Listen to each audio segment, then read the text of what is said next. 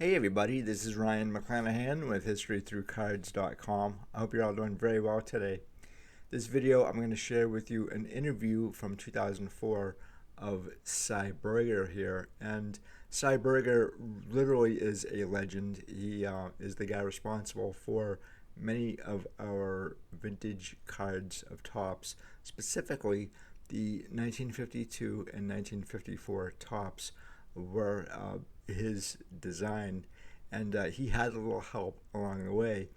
And I thought that it would be really neat to dive into his career and kind of show you some of the things that he was also responsible for. And just like a little spoiler here, he was responsible for the majority of signings of ball players, and how he went around to do this. He's going to explain himself. So let's get into it here. I think you're going to find this really interesting. Here we go. This article by Ryan Chamberlain was published in the July-August 2004 edition of SABR Bulletin. Any way you slice it, Sy Berger is a legend. By most accounts, in 1951, the Bowman Company dominated the baseball card market. But in 1952, Topps took the industry by storm with a redesigned card that would literally change the face of popular culture for decades to come. Berger, with help from Woody Gelman, designed the 1952 Topps series, which is considered by experts as the prototype of the modern-day baseball card. But that's only half the story. In order to produce the now classic cards that featured such greats as Mickey Mantle, Topps had to get signed contracts from every player whose card they produced. For decades, the man at Topps responsible for securing those contracts was also Berger. Through the golden age of baseball, he was a fixture in the New York clubhouses, racing against the competition for exclusive contracts and making some lasting friendships along the way. What do you think made your card design more appealing than Bowman? Well, if you go back to the Bowman cards of 1948, and they were black and white, they were small. The pictures did not have any names on the front. They weren't designed. They did not put in a large card until we started to, because they had the card market to themselves. And what the heck, they didn't have to do anything fancy.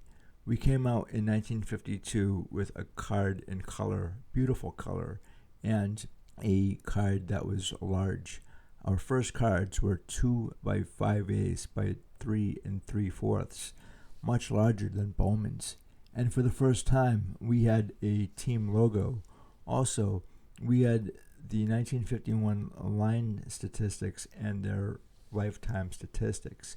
I mean, no one else did it. Ours was the card of the fan. We stormed on them. We knocked them out of the box. And you can even see, if you look really carefully, the considered rookie card of Mickey Mantle is our 1952 card. Bowman had a card of Mantle in 1951. The first Bowman card was card number 253. It's a valuable card, but you speak to people, what's Mantle's rookie card? And of course, you know the answer. You've got to understand, we were neophytes in this, and putting out cards, especially seasonal cards like sports cards, which I want you to know, I wrote every single one of those 1952 cards. I wrote them, and I recalculated the statistics, because everything in one book says a guy's 6'2". In the next book, it says he's 5'11". One says he weighs 300 pounds. The other says 200 pounds. You know, information wasn't that ready in those days, and I worked and I did everything. The whole series at home, 407 cards. Who was the most instrumental player in helping Topps get started in the baseball trading card business? As far as the players go, I went into the clubhouse for the very first time in 1951. None of them knew who I was. I was just a young fella and had a good smile, and they say it was my charm. Willie Mays, of course, had a great impact. I am still his oldest and best friend, and I handle most of his business affairs now.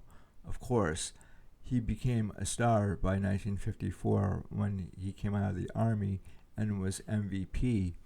And I was always in the clubhouse. This is New York. So I was known as Willie's friend. They would say, well, if it's good enough for Willie, it's good enough for me. Jerry Coleman, who was a player representative for the Yankees, and I worked out a contract in which we finally had to bow a little things. Those concessions we made to him ended up in the contracts of other players were signing. So that had an impact. If you look around, there's Ted Kluszewski. He was with Cincinnati. He was my man. And Gil Hodges and Eddie Yost, who was a player representative with the Washington Senators, was also one of the guys I befriended. Was your strategy at first trying to get as many players as you could, or to get key players and hope that others would join in?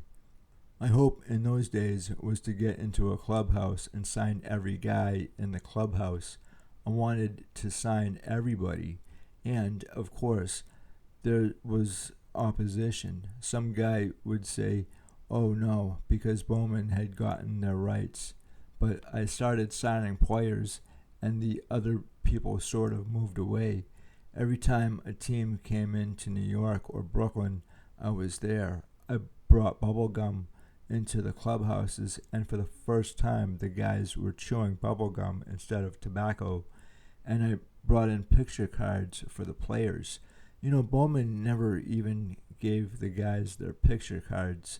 I brought in packages, 100 of each guy's card, and gave them to them. Then I brought in the cards and put them around on the chairs and the tables. It was Topps. We had presents. I was there, and Topps was there, and always brought our product into the clubhouse, including Bazooka. And so as a result, I became very friendly with all the players. I was always around. Who were some of the notable sports writers that worked with you and Topps over the years to produce and promote baseball cards? In New York, Dick Young. He never failed to mention in his Friday Notes column Topps of Sy Berger. Then Jack Lang. Dick Young was Daily News. Jack Lang was with the Newhouse papers. Norman Miller did the backs of a number of our sports cards after the initial year, which would be 1952. And oh yes, Arthur and Milt Richmond, they supported me. I became part of the team. I was not a stranger, and as we go across the country, Jerry Holtzman, very close, and also radio broadcasters. I knew everybody.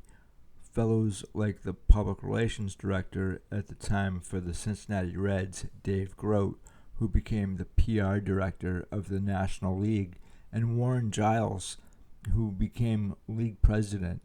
And out on the coast, Mel Derslag, he was in Los Angeles and San Francisco.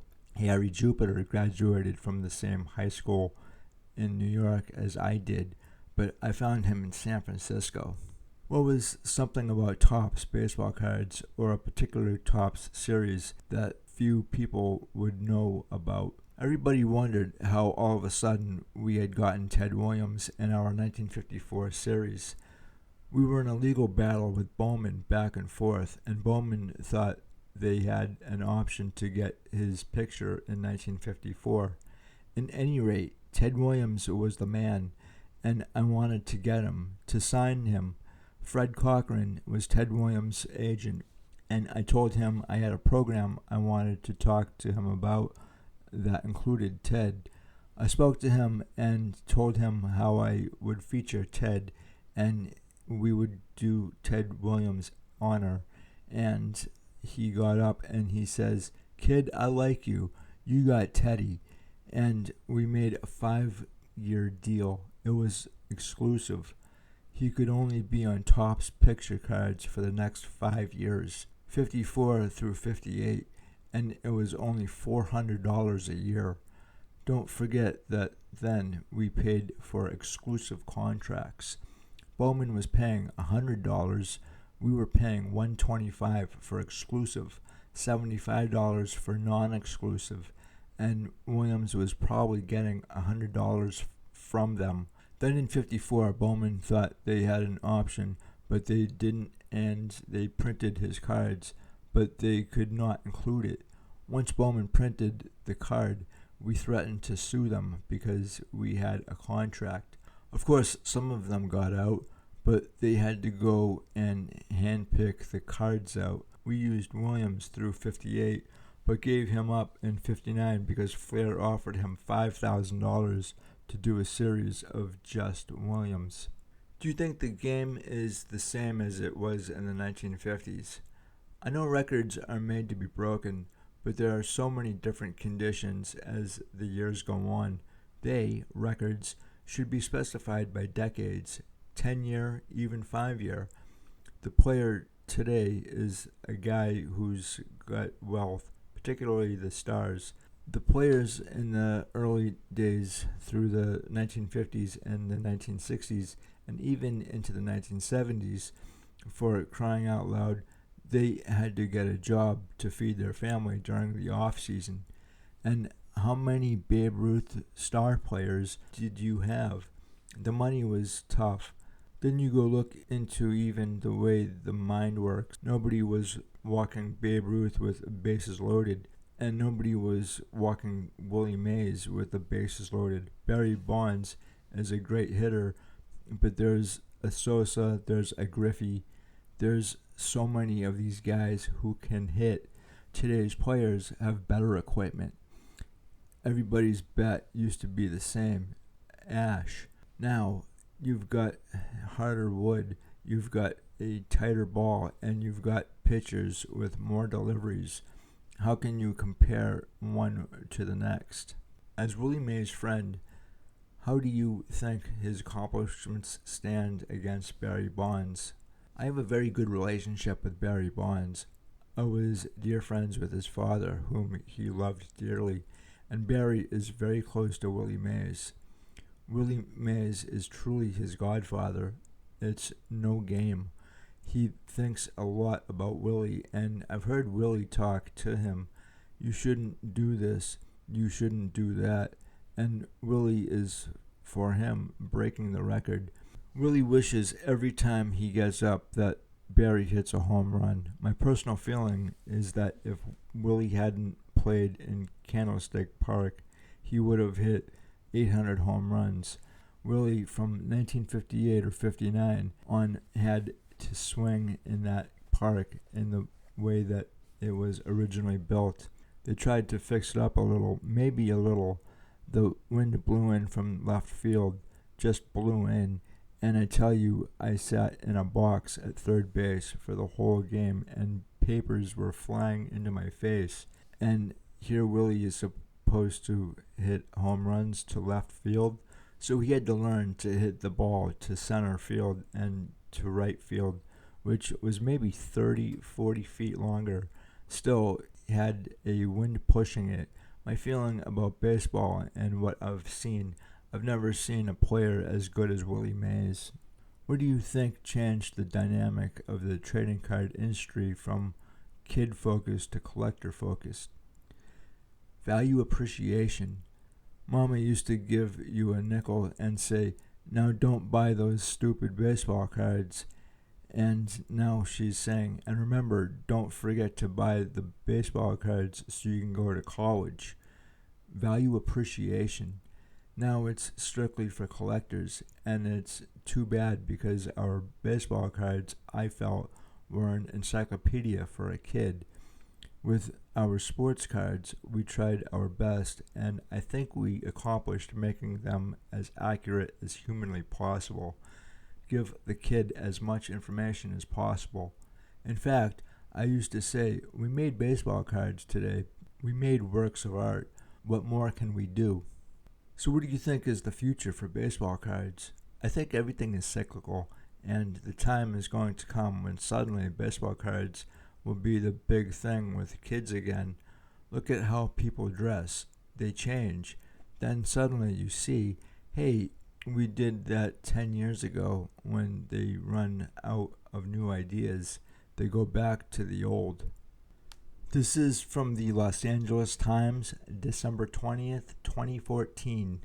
Sy Berger, Father of Modern Baseball Card, by Steve Chalkins.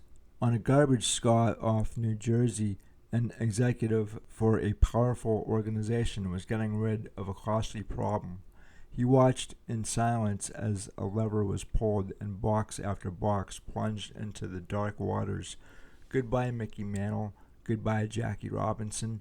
Goodbye, Eddie Matthews. Goodbye, goodbye, goodbye. On a nod from Sy Berger, a vice president of the Topps chewing gum company, the crew jettisoned some 2 million 1952 baseball cards that had been clogging up the company's Brooklyn warehouse for about 8 years. Down went cards that had been released too late in the season to generate interest with the boys who were the company's lifeblood. Down went cards that in later years would have bought collectors the garbage scaw, the tugboat that hauled it, and the passing yacht or two, but who knew?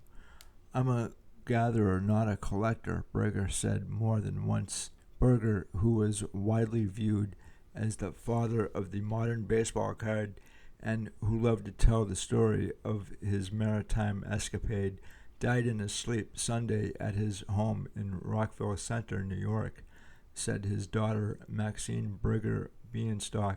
He was 91. In baseball circles, Berger was a familiar as the seventh inning stretch. He was a fixture at spring training, the World Series, and workday games in between. For decades, he waltzed into clubhouses and locker rooms, signing players to contracts for Topps cards and schmoozing with managers, coaches, and trainers. He was a very savvy businessman, but also incredibly loyal and giving, his daughter said. He became a confidant for players.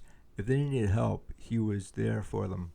In a statement, baseball great Willie Mays said Berger helped me form my first days in the majors. I never could have made it without him, said Mays, who in later years would accompany Berger to annual Baseball Hall of Fame inductions in Cooperstown, New York. We worked together, we laughed together, we grew up together. Berger's inside baseball connections were the stuff of legend, wrote Dave Jamieson in his 2010 book, Mint Condition: How Baseball Cards Have Become an American Obsession. Berger visited minor league ballparks to sign players at $5 a piece in advance of their hitting it big. When they did, the booty was bigger, $125 a year, sometimes redeemable in home appliances, couches, or other goods from the Topps catalog. Not every player signed on, but most did. By 1960, Berger's relentless networking had helped Topps secure contracts from an astonishing 414 of the major league's 421 players, Jamieson wrote. For a growing number of American boys, the pastime of baseball and the pastime of baseball cards had become one and the same, each hobby fostering the other as it would for at least another generation.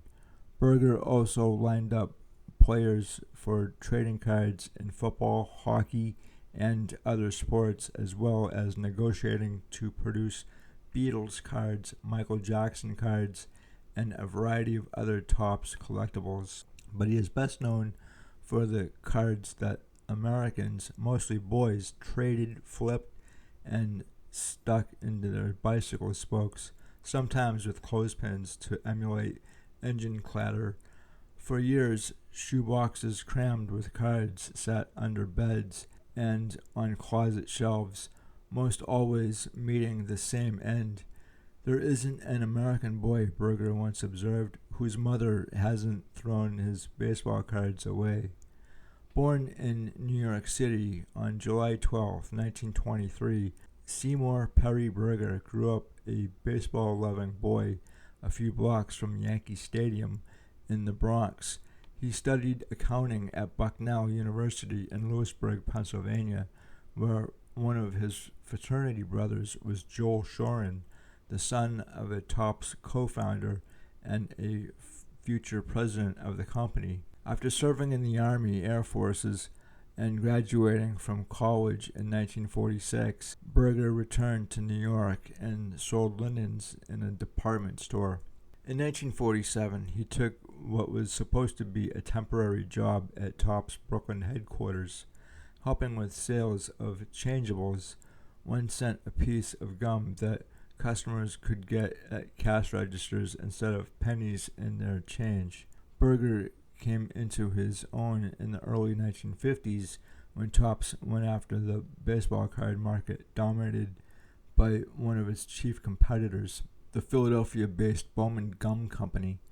In 1952, Berger and Topps creative director Woody Gelman designed a larger, more colorful card to rival Bowman's, with player autographs and team logos at his kitchen table.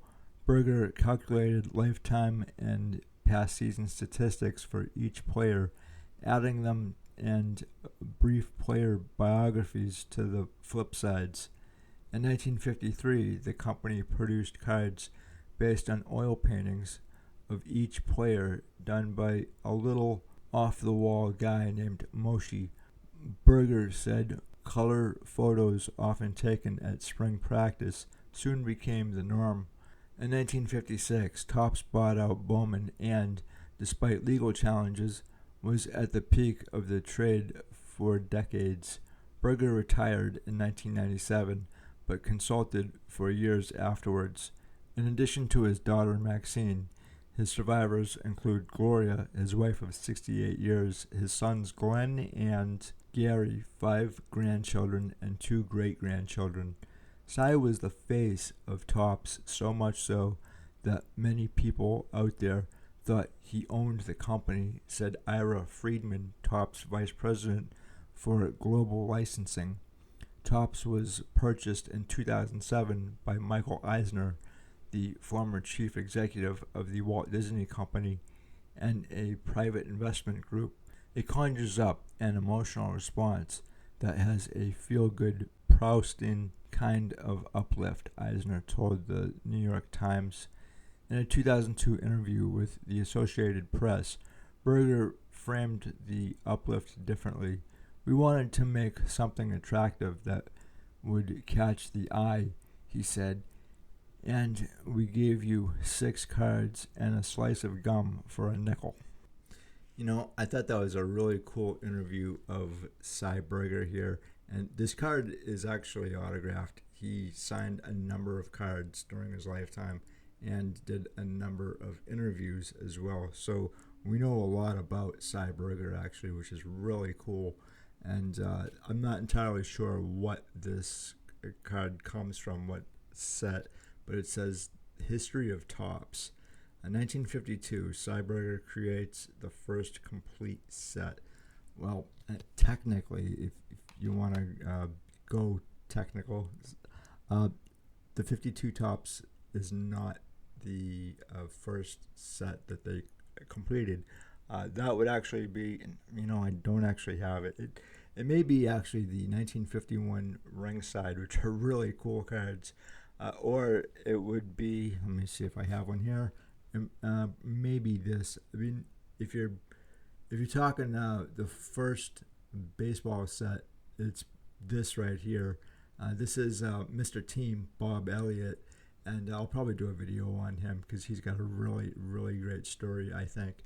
But this is the blue back, and then I'll show you the red. And Bob Elliott was the 1947 NL MVP, so he was actually a very good ball player, solid. And then here's another solid ball player right here, Monty Irvin, obviously Hall of Famer, but he had a near 400 lifetime batting average in the Negro Leagues, and just another solid ball player. Great guy too. I really enjoyed my time with Monty Irvin here. But this is the red background, and a lot of these are actually quite affordable, to tell you the truth. Even Monty Irvin's rookie here, he's got two rookies, the other one being in the 1951 Bowman. I'm not a big fan of that card, to tell you the truth. Well, it looks like he's got a fat ass. Okay, I'm just gonna say it. I don't like the image of Mr. Irvin there, but Topps as a company goes back to 1890 as a tobacco company, and then by the 1930s, late 1930s, 1938 in fact, it is a grocery store, and then they get into chewing gum, and by World War II they have a number of contracts with the United States government, the Army, to produce bubble gum for the soldiers overseas. And those contracts dried up probably about 1946, 1947. So it was imperative that the company go into other avenues. And this was, one of the avenues that it went into was baseball cards. And the 1952 Topps, I gotta say, it's not really one of my favorite sets, but I understand its historic significance, and it is one of the three most culturally significant cards in the hobby. And I would say the other two are the T206, the 1933 Gowdy, and the 1952 Topps. And when you think of the 1950s, you think of the cars, you think of the music, the clothing style, and you think of the baseball cards. And so this is one of my favorite 1952 Topps cards, the Andy Pafko. And I remember going through Beckett, late at night, and just going through all the photos that they had, and the names, and the amount of money that these things were getting. And I remember thinking, like, oh my God, now how do I ever afford something like this? And I would see this card, and I'm like, I really want to start a collection one day. I can't wait. I don't know how to do that. And because I was like 12 years old or whatever the case may be, and it was just well before I actually got into vintage. I just didn't know how to get my hands on any vintage cards back then. But I saw this, and I was like, I can't wait. I really want to start a collection. And I actually purchased this probably like 25, 30 years ago by now, and it's in like good condition. But that was besides the point. I think the point really was that here was a card that I always dreamed of owning one day, and it was right in front of me, and the price was right. I think it was like $80, and I was like, absolutely awesome. And I didn't really care about the condition. So sometimes it's really not about the condition of a card. You just want the card because for whatever reason, right? And then sometimes you can upgrade later. I still may upgrade this card, and I hardly ever do. But I'll show you the back of what this looks like. And the first, I believe it's the first 100 cards. I could be wrong about this because it's been a while. But they did a double printing of the first series of that. So that's why you have a red back, and you have a black back here. And this is Monty Irvin again. I just picked this up maybe about 6-7 months ago, 8 months ago, at the last Shriners. I believe it's the Shriners, or it's actually, you know what? I take that back. It wasn't the Shriners. It was in April that I picked it up at the Lucky's show. So sometimes they all blend in together. So, and plus it's in the same venue too. So you got Lucky's in April, and then you got the Shriners here in Boston at the same place in November. And I thought both were actually pretty good. I'm going to tell you, actually, I think the Shriners is a better show overall. So a lot of other YouTubers and collectors really enjoy the uh, Shriners show, and actually, it's going to be the 40th anniversary of the Greater Boston Collectors Club coming up in November, early at shows at that location. So they've been going at it since 1985. So they must be doing something right, you know. So I've showed you guys this before, but I've been looking for this card for just such a long time. And I first met Monty back in 2001, and I knew him a little bit before that through correspondence. But I never actually, up to that point, I never actually met him. And sometimes you just want to meet some of these old guys and just talk to them and see what they have to say. And so I really got to know Monty after that, and I enjoyed his stories, and you know, he was a great guy. But I had such a hard time trying to find this card in the condition that I wanted it in, and for the price. And this, you know, I've shown this before, but this cost me like $50 in a 1.5, and I was not happy about that. I really wasn't.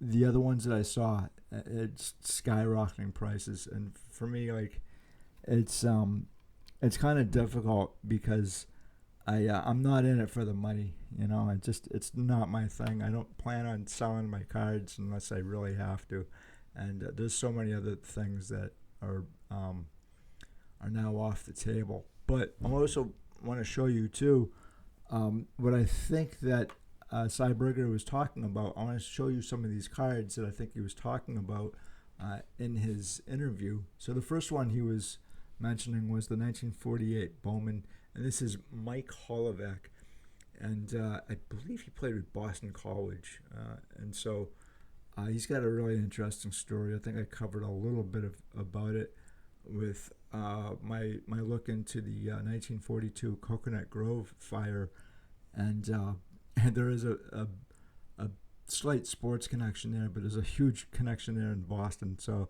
I was actually kind of proud of that video. But this is what I think he was talking about with Bowman being a card that Topps really was like, you know, we can do a better job, right? So, and they were right. They could do a better job. There are some really great Bowman cards from 1948, and I don't want to take it away from them. That the photography and the player selection is quite fantastic, but the backs of these two, and you know, you guys might enjoy these cards. You know, I do. I don't think there's too many cards that I really don't enjoy. The other Bowman that they may have been talking about too, which is definitely an upgrade from the 48, was the 1950, and you know, this happens to be Mickey Harris. And the thing with both of those, the 48 and the 40 or the 50 here, was that there's nothing that says who these players are. You have to, especially the 50 kind of drive me crazy, because you have to turn the cards around to find out who you're actually looking at. So I can see there's maybe a lot more damage with the 48 and the 50. But again, this one's autographed, and Mickey Harris is a little bit more difficult to track down his autograph. He's been gone for at least 50 years, I think, since I think he passed away in 72. But then they were talking about 1954 Bowman and 1954 Topps, and so I'll show you the Bowman, and that's the 54 Bowman here. And Phil Rizzuto, actually my grandmother got this for me for Christmas one year, which I was really surprised. This is actually a very, very nice card of Phil Rizzuto of the Money Store. That's how I know Phil Rizzuto of the Money Store. I don't know of him as a broadcaster or a baseball player or a mafioso. I don't think he was in the mafia. I think he ran in those circles, though. I definitely think that. But again, this is a really nice card. It's the #1 card in the set. I'll show you the back. It's right here. Those cards are really hit or miss, I think. The 54 Bowman, and then I'll show you another Bowman too. This is Vic Rashi. My bad, Vic Rashi. And this one's, again, it's autographed too. And I really wanted this card autographed. But then once I got it autographed, I was like, you know what? I want another Vic Rashi that's not autographed. Sometimes it can be distracting. So I really enjoy this. I'm sorry, guys. That light there is really kind of making things difficult to see the cards. And anyway, so it's a quite nice card. But again, a lot of the 54 Bowmans I think are hit or miss. And then the 1954 Topps. This is the Ted Williams. I had the other one too, the orange. And I'd love to get your guys' opinion in the comment section below, which Ted Williams you actually like in the 54. And I believe Sy said that that they paid him $400 or something. I thought it was like $200 for each card for that year, and then like another like 5-year contract. That's something new on me. I didn't realize that. So it kind of makes sense. But yeah, I just picked this up not long ago because I'm not a big Ted Williams fan. I never really was. And that's just through my discussions with Johnny Pesky and Bobby Dorr. And then I had a few discussions with Dom DiMaggio. And, you know, Teddy was a lot of things. I know he did a lot of good too, but something about the guy really bothers me. And he's a very complicated guy. And even Johnny Pesky said he was a very complicated guy. And he wasn't always the nicest guy in the world. And that's coming from his friends. And from what they had said, I'd be like, you know what?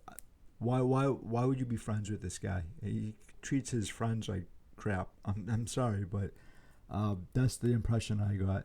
Anyway, here's the back of the card. So yeah, I mean, there's a lot on Ted Williams too, the good and the bad and the ugly and the very ugly. And there's a part of me that I feel bad for Ted because he just had such a shit son. I mean, you can only do so much with your kids, right? His kid was just, he wasn't a good dude either, and I don't know, you know, I mean, the whole brain freezing thing, just, it doesn't sit right with me. It didn't sit right with Dom DiMaggio either. He was very vocal about that. But I also want to show you guys, this is another 54, Joel Shorin. He really didn't like this set at all. He hated it. In fact, this is another design by Sy Berger and maybe Woody Gelman. There is another guy who worked with Woody Gelman too, who he doesn't get really any play, and that's Ben Solomon. And Woody Gelman, actually, he's not really talked about a whole lot, but he came from Fleischman Studios, and they did a lot of like cartoons and stuff in the 1930s, and so that's where he came from. And then I'm not even sure when he started working for Topps.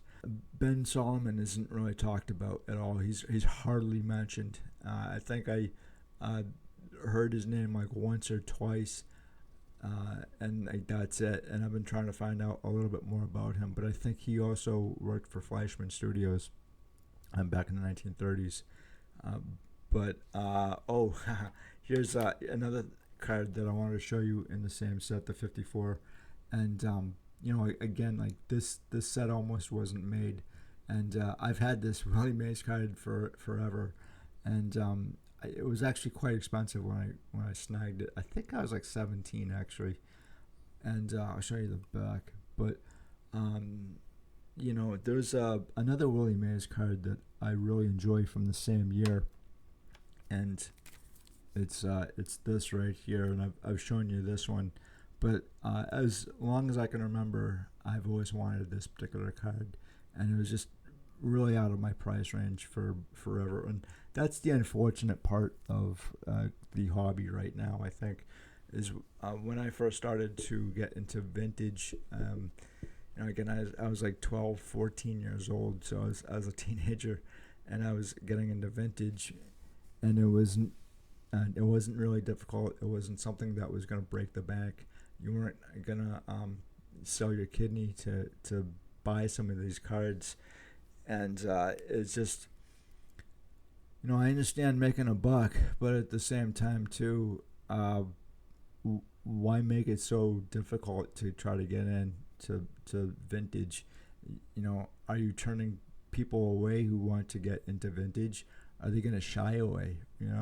There was a dealer that I remember talking to where he said he wanted to get into vintage, but he didn't know how. He didn't know who any of the ball players were, and he didn't know a whole lot about the cards themselves. And here's the 52 Topps, Bob Feller, and again, Bob Feller was another good friend of mine, and I spoke to him all the time. I met him here in Boston a number of times as well, and just a real wealth of information, and he loved to share information too. And this was another kind of an expensive card, but it wasn't so expensive that you were going to have to, again, sell a kidney to buy any of these 52s. When I first started collecting vintage, I always heard about the 52 Topps, and it was intimidating. It really was. Here's the Gil Hodges, and this is a great card of Gil. This is a really, really great card, and Gil has some really nice stuff out there, and I'm really glad that he got in the Hall of Fame. It's about time that Gil got in, and I'll probably end up doing a video on Gil. I mean, just an absolute fantastic ball player. But the problem I think Gil had was that he was on a star-studded team, that he was kind of overshadowed by all the other guys. And then you have so many Hall of Famers or future Hall of Famers on the Brooklyn Dodgers of the 1940s and 50s that maybe a lot of voters said, oh, there's too many, you got too many Brooklyn Dodgers who are in the Hall of Fame. I'm sure that happens, especially in football as well, right? I mean, how many Green Bay Packers are there, right? That could prevent other deserving ball players on these star-studded teams to get in the Hall of Fame where they rightfully should. Another team that really comes to mind or organization is the Chicago Bears. So between the Packers and the Bears, you got like so many guys who are in the Hall of Fame that they're just edging out other players who should be in there, and the voters are like, no, we've got too many guys on those squads. And then another guy that I think should be in the Hall of Fame, and I think each year he actually makes a very good case, and that's Billy Pierce. And I really like this card too. It's quite nice. I think Billy actually came up to the Detroit Tigers pretty young in 1945. And actually says quite a bit about his career. And that's the other thing too Sy Berger did, was he was correct when he just had to find all this information and make sure it was correct. Sometimes it wasn't, but again, when I was a kid going through some of these 1952 Topps cards, I wasn't really overwhelmed, although they were a little bit expensive. It was just, they were intimidating. And I don't know how to explain that, but maybe it's because that my dad and that generation just hyped up the 1952 set so much that I thought that, oh my God, like I'm never going to be able to get my hands on any because everybody and their grandmother wants one of these things. And they were kind of expensive. I think common cards at my local shop were like 28 bucks, which was expensive, especially when you're a teenager. And then like the 1953 here, again, Bob Feller, I think they were talking about the 53s being all painted. And Jerry Dorvac did a lot of the artwork for this set, but he said he didn't do all of it, and he was in college paying off his tuition or something like that, or going to college when he was painting these. And they had a find of a lot of the 53 original artwork that was Sy Berger's, and I want to say he threw them out in the trash, or he found them in the trash, and he kept them. And then there was some original artwork that was actually never issued for the set too. But the artwork in the 53s are amazing. It's really a fantastic set. But I remember my first 53 Topps was Johnny Antonelli, and I was at a Hall's auction, and I overpaid. I know I paid $28 for a Johnny Antonelli in poor to fair condition, and some of the old guys were like, "No, you paid way too much for that card." I didn't know what I was doing. To tell you the truth, I was that young. I had no idea, and those guys, those older collectors, really took me under their wing and showed me the ropes of the hobby. And I just learned a lot about how to collect cards, what to look for when it came to vintage cards here, and because of those old guys. And a lot of those guys, they were collecting back in the 1950s and 60s, so they knew their stuff. But I'm really glad that they were able to help me out. And I did make a lot of mistakes when I was a kid too. And you should make mistakes. Sometimes it's really the only way you're gonna learn. Unfortunately, today, because of the prices paid for a lot of this stuff here, it's more of a costly mistake than it was when I was first getting in. I paid $40 for this Norman Van Brocklin, way back in the day, and you probably could get this now for maybe 30, 40, 50 bucks. Maybe. I'm just kind of spitballing here because I don't actually know. Sometimes a lot of collectors, they'll buy a card and then they'll forget about the price. They won't look at it ever again, like how much the card actually goes for, because they already have the card and they don't pay attention. And that has actually bitten me badly on a couple of occasions. But they did say that the Bowmans, the 52s, I think, they started out as small. And let me see if I have one here available for you guys. I do. This is not the football, but the baseball. So they went from the small right here, and they went to the large, which was the Norman Van Brocklin, which you can obviously see right here. Gorgeous card, by the way. It's one of my favorites. I always say that about every card because, again, I'm into the artwork of this stuff too, and I love baseball history and football too. But if this was say this is a football card, and I know it's not. It's what is this? The Ferris fan Burhead.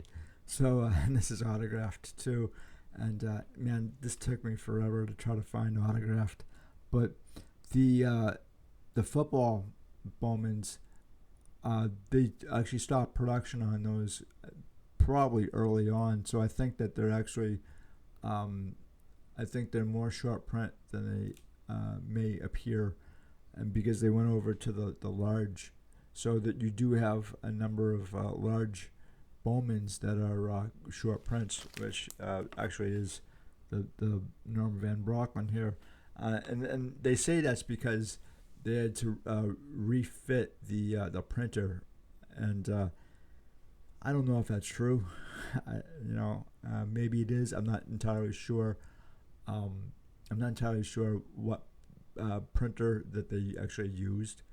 So I think it was Zabel Brothers that they were using to print their stuff.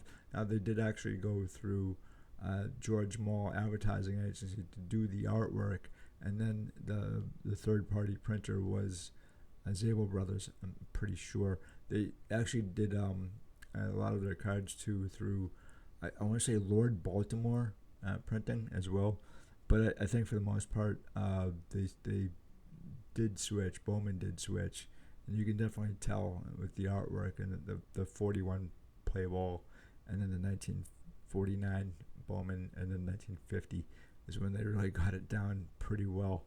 And so like again, like the Bowmans, I really like the Bowman sets. The artwork is amazing. So anyway, getting back to Sy Berger here, he did so much for Topps, and he lifted them out of bankruptcy in 1979, 1980, 81. He said during an interview that they were really close to being bankrupt, and I think that was because of all the lawsuit with Flair and Don Russ, and he said that they were weeks away from not being able to pay the electrical bills and payroll and all that stuff. But that is another story for another time. Today, guys, I just wanted to introduce you to Sy Berger, and I'd love to get your take on Topps.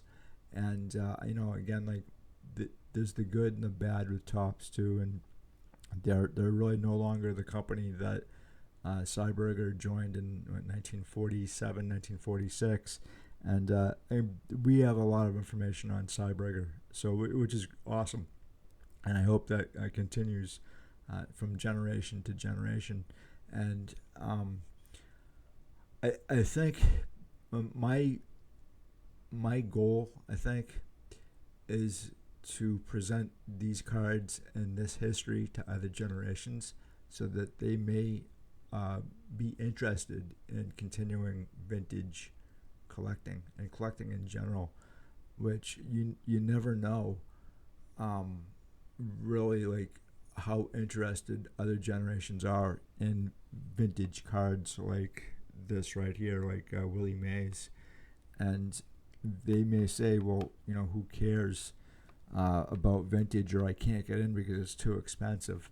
And that's a real unfortunate thing, which is definitely true. And it was true when I was a teenager too. Some of the cards that I was looking at were just way too unaffordable for me, but the majority of cards you could actually get some serious Hall of Famers and stars very cheaply, and as a teenager, right? So like I had a job, but again, I was going to college as well, and I was in high school when I collected a lot of this stuff.